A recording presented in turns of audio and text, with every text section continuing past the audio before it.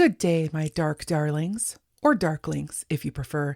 I'm Allison Dixon, and this is the final episode of Ding Dong Darkness Time, for 2022 anyway.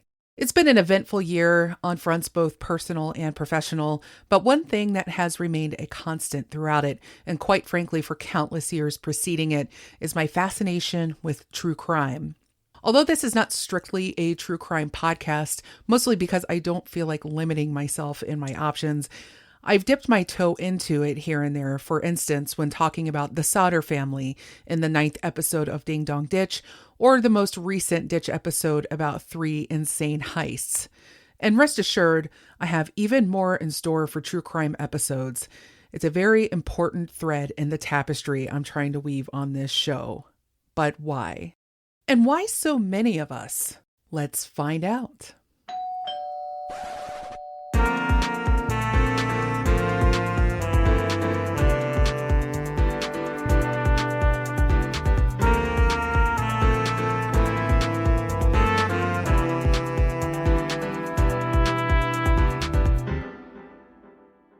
The true crime obsession is real. Only lately have we started to see some evidence that it might be growing a little threadbare, as those who found a way to make a lot of money at the expense of others are looking for ways to step outside the boundaries of decency. As I said very recently, I'm looking at you, Casey Anthony and Peacock. But that isn't the only offender. The discussion around the recent trend of Jeffrey Dahmer media was very lively, to say the least. But I don't think true crime is going away anytime soon. And that's because it's pretty much always been with us. Or at least it's been with us for as long as we humans have had a proper justice system and the means of printing and distributing the written word. My research takes the genesis of the true crime genre as we understand it, as far back as the 16th century. Back then, stories of murder and other violence tended to center on family disputes, often in the form of pamphlets with gruesome woodcuts illustrating the scenes. And this was not material consumed by the masses. Back then, reading was only for those of the upper echelon because they had the time, the money, and the literacy to buy reading materials. And the more salacious it was, the more desirable. And with a lot of these pamphlets came heavy emphasis on morals, either by inviting the reader to identify with the criminal so as not to wind up going down their path, or they might center on the victims and what they might have done differently to prevent such punishing fates. We call that victim blaming these days, and while it has largely fallen out of favor, I wouldn't exactly call it dead, especially in social circles.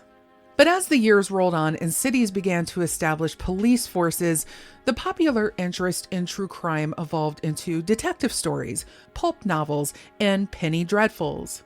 But again, all of this seemed to have the goal of titillation over edification, something meant to provide a bit of a thrill to mostly working class men. Eventually, this sensibility would give birth to the tabloids we all know today, like The Sun, The National Enquirer, or The Daily Mail. Yes, that is a tabloid. Or television shows that mimic that sensationalistic tone. Most of what you might find on Investigation Discovery, for instance, or the entire world of true crime fiction and TV shows like Law and Order. But there are many branches on the murder tree.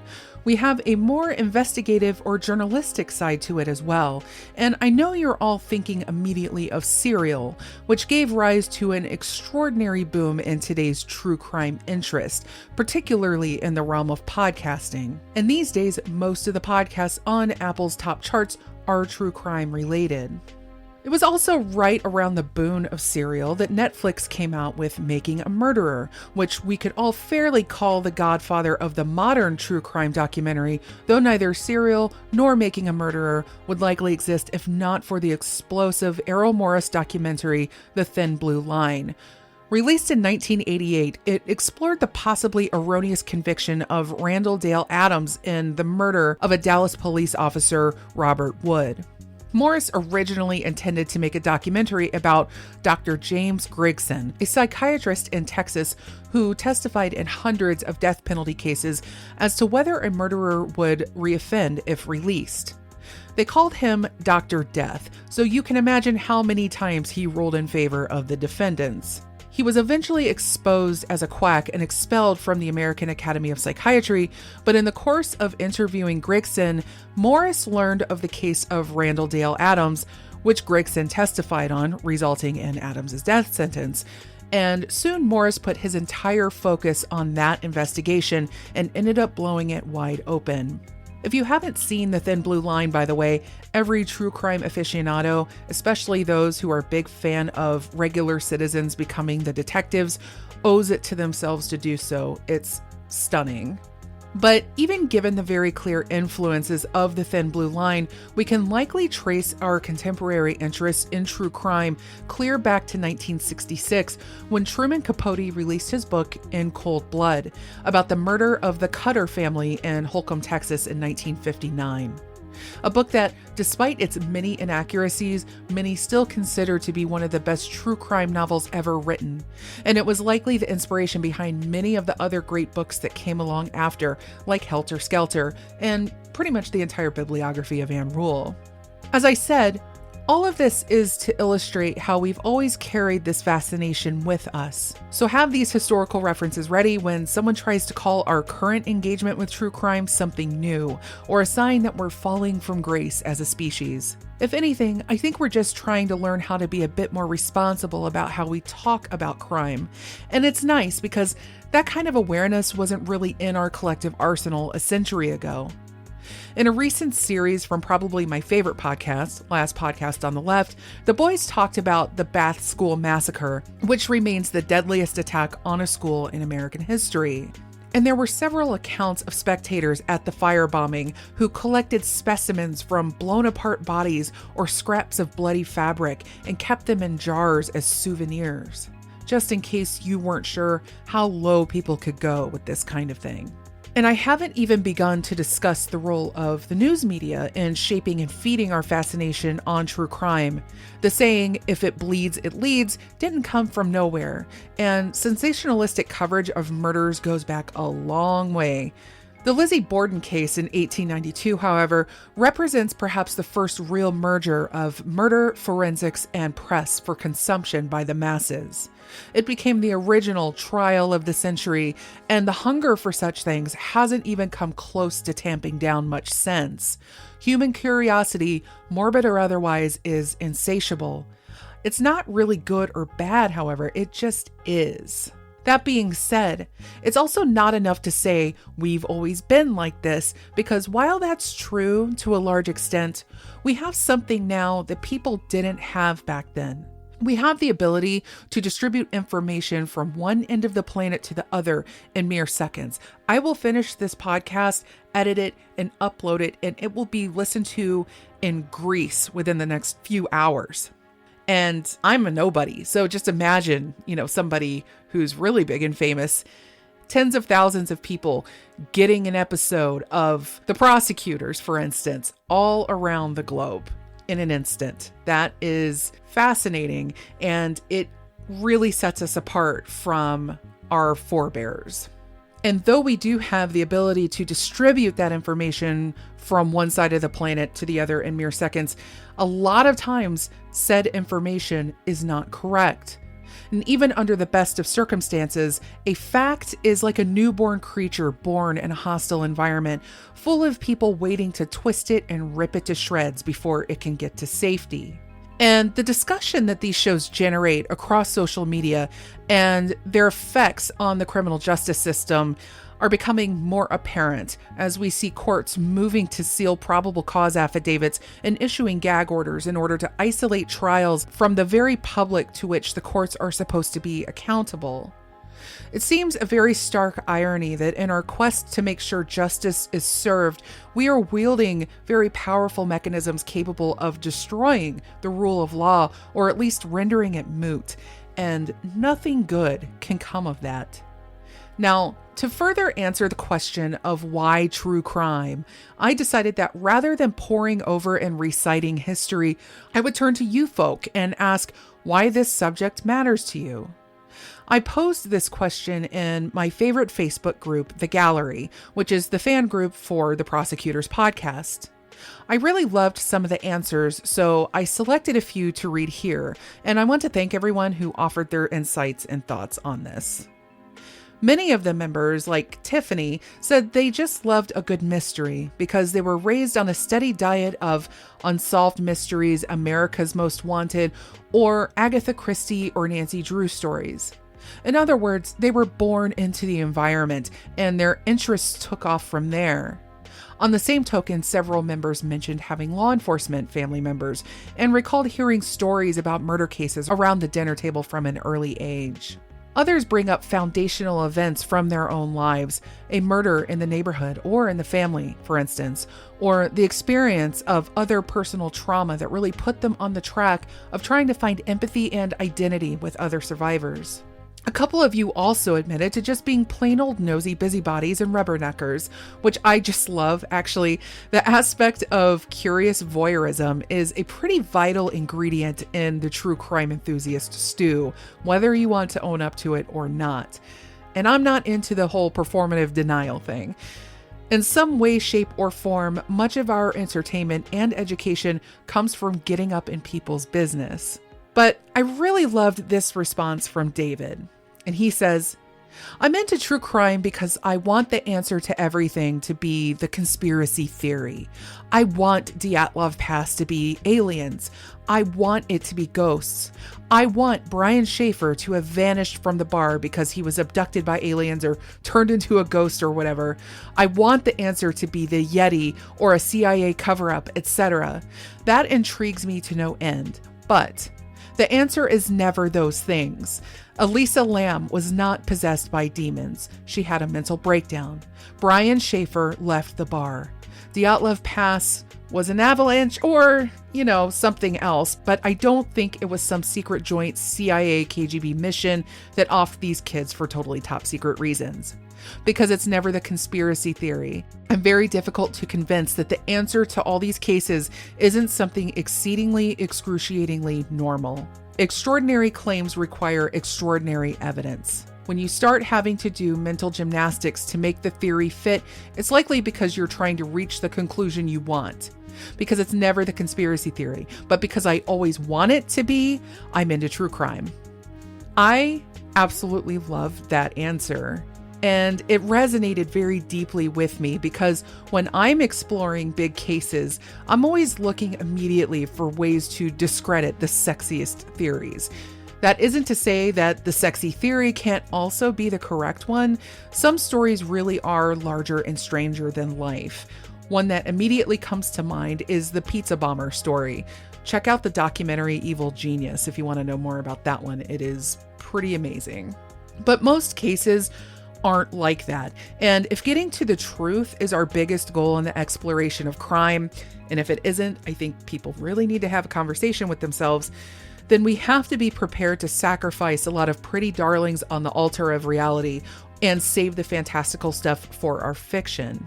I also asked my buddy and occasional co-host Chris his thought on what drew him to true crime, and he recorded his response for me, which you can listen to now.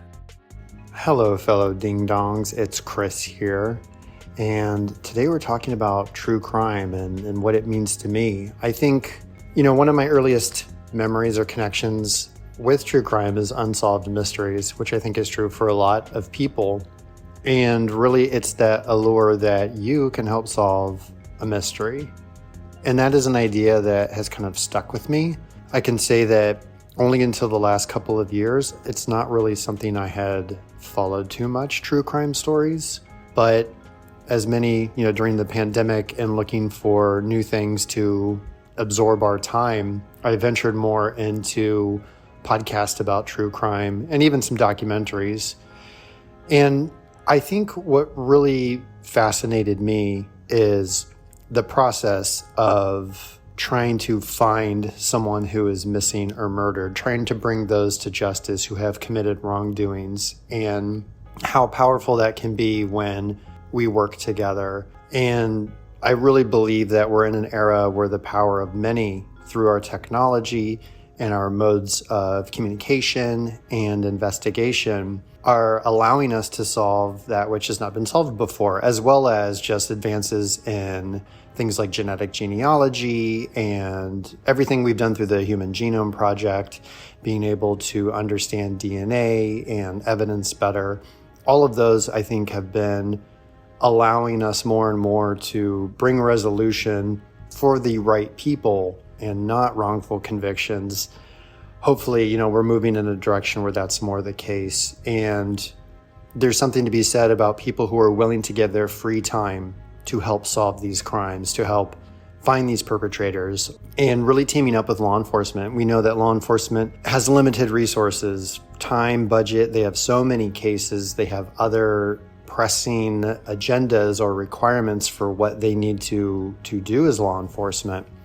And so the fact that people are willing to kind of team up and provide an expertise and an interest is so crucial. And I think what's interesting too is that we all bring different perspectives. I think having people not in law enforcement but with different areas of expertise is valuable. Not only that, but it's also a way to keep law enforcement accountable. There's a way to not only hold them accountable, but also keep the story alive. Cold cases come up because an investigation hits a dead end. And sometimes those people's stories, unfortunately, are not fully told. And so it's another way to keep that person in the public arena, in the consciousness, so that hopefully some relief and justice can be served. And I think there's just so many great examples of when all of that works well. But we know there's also downsides too, right? People can run with misinformation or knowingly or unknowingly spread misinformation, jump to conclusions with limited info, and that can, cause a lot of troubles in investigations as well. And then I think the biggest, roadblock or barrier is when people treat human suffering as entertainment. And I think we all have to grapple with that and remember that at the core of all this are actual people who are suffering, who are in pain, who are missing somebody. And that is something that we have to be really careful about if we see this purely from an entertainment angle. This isn't fiction, so we must navigate carefully. The last thing I would say is all of this interest in true crime is about bringing a loved one home and getting answers for those who are grieving. And if someone has committed a crime, that they are brought to justice. And I think that those are the ends, to work toward. I think those are just some of the reasons that true crime has really stuck with me and why it's something that not only do I continue to consume and listen to, but also hopefully bring a perspective that is helpful to others as we try to understand the human experience better. I actually think that sums it up really beautifully as to why we're all interested in true crime. Both the wanting to solve a mystery, wanting to feel like you're part of the investigation, wanting to help. I think that's such a big, important thing. The desire to understand, to empathize. When both produced and consumed properly, true crime shows, books, documentaries, and the like can bring out the best in humans, something almost akin to altruism, as we find ways to identify and empathize with the victims and do whatever we can to seek justice. But as we all know, that can be a very difficult line to toe once things like money and influence get involved. One could spend a lifetime just consuming the behind-the-scenes drama in the true crime community, and I'm not even going to name names. I'm sure you can come up with plenty all on your own. I also like what criminal psychologist Dr. Julia Shaw of the BBC had to say on the power of what she calls social outrage. Quote, "We like true crime because it's something we can talk about as a group. We can gossip, speculate, and be afraid or excited together. This will come as no surprise to true crime fans who often have their own nicknames and identities and bond over the gory details of each episode. True crime is an effective, albeit macabre, social glue." She also goes on to talk about the role of celebrity in the pursuit of catching killers and how these people being branded by the media with creepy monikers like Jack the Ripper or the Hillside Strangler has marginalized the victims and their families by making these people seem almost mythical. It even obscures from one of the greatest aims of studying the criminal mind, which is to hopefully gain new knowledge that can prevent more violence from occurring. But this shows a stark divide between the academic world and the real one. In a lab or when you're writing a research paper, you can talk all day about the different elements of the criminal mind, but that really runs at odds with a whole mass of people's ability to take a glut of information and twist it into something and become angry and outraged over it. A medium steeped in outrage seems by design only capable of outputting more violence. And I think that's the biggest driver of our interest in true stories involving murder, rape, bombings, heists, etc. If we can piece all of the elements together, the who, what, when, where, and why, particularly the why, we tell ourselves that it's in the name of protecting ourselves. Even though we tend to find that the more we study these things, that so many horrific things happen to people almost at random or due to the whims or decisions of others completely unknown to them. In the discussion from the gallery group on Facebook, member Ginger pointed out very astutely that one of the things about true crime that fascinates her is the fact that a benign decision to, say, try a different restaurant rather than your usual one could end up being how you are at the wrong place at the wrong time. Or vice versa. Maybe that decision to try something different is what saves your life. But being reminded that you do not have control over every factor of your life is important, particularly if you're finding yourself prone to paranoia. Being able to function in society requires some form of risk and letting go. And the more time you spend wrapped up in stories of humans being awful to one another, the more heightened your negative feelings can become. My true crime enthusiast friends and I know the value in giving yourself a break when it's all becoming a bit too much. But why am I talking about all of this anyway? Well, I know a lot of the people who listen to this show also listen to a lot of true crime. But also there are a couple fun episodes coming up in early 2022 that, let's just say, will be pretty true crime heavy. And I just feel like riffing on the genre as a whole. And to tell you that if anyone thinks you're a weirdo for being interested in true crime, given its sheer popularity and the appeal it makes to our capacities for curiosity, innovation, and empathy, I'd say it's actually weirder to have zero interest in the topic. So I'm really looking forward to coming back in 2023, where we will also be jumping back into the class of cults and then setting our sights on season 4. What will that one be about, you ask? Well, I'm still trying to nail some things down, so as of right now, even I'm not 100% sure just yet, but be on the lookout on social media when an announcement will soon be made. It's been an incredible year for this show, and I look forward to next year being even bigger. I've made a lot of friends, learned so many new and exciting things, and it's a truly magical feeling sharing that knowledge with all of you. Safe travels across the calendar's threshold, my friends. I'll see you on the other side very soon. In the meantime, be good, you little ding-dongs.